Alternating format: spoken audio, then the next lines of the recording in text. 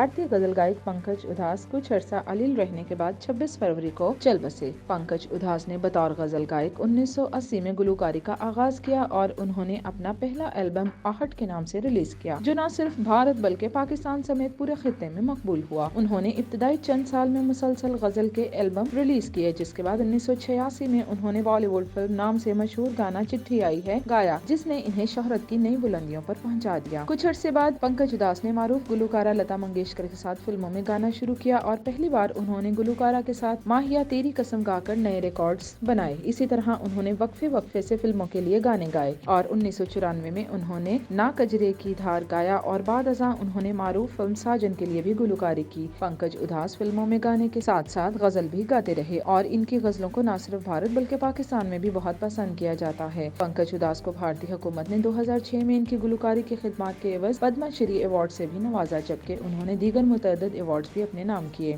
پنکج ادھاس زائد العمر کی وجہ سے کچھ عرصے سے علیل تھے اور زیر علاج تھے، تاہم 26 فروری کو وہ دنیا سے کوچ کر گئے۔ بھارتی اخبار انڈین ایکسپریس کے مطابق پنکج ادھاس ممبئی کے نجی ہسپتال میں دوران علاج 26 فروری کی صبح چل بسے۔ ان کی بیٹی نایاب ادھاس نے انسٹاگرام پوسٹ کے ذریعے والد کے انتقال کی خبر دی اور بتایا کہ ان کے والد کچھ عرصے سے علیل تھے۔ ٹائمز آف انڈیا کے مطابق نایاب ادھاس نے اگرچہ تصدیق کی کہ ان کے والد کچھ عرصہ علیل رہنے کے بعد چل بسے، تاہم انہوں نے اپنے والد کی بیماری سے متعلق کوئی وضاحت نہیں کی۔ پنکج ادھاس کے انتقال پر بھارت سمیت پاکستان کی شوبز اور میوزک انڈسٹری نے اظہار افسوس کرتے ہوئے ان کی موت کو ایک دور کا اختتام قرار دیا۔ دوسری طرف بالی ووڈ انڈسٹری کو پنکج ادھاس کے جانے سے ایک بڑا دھچکا لگا ہے۔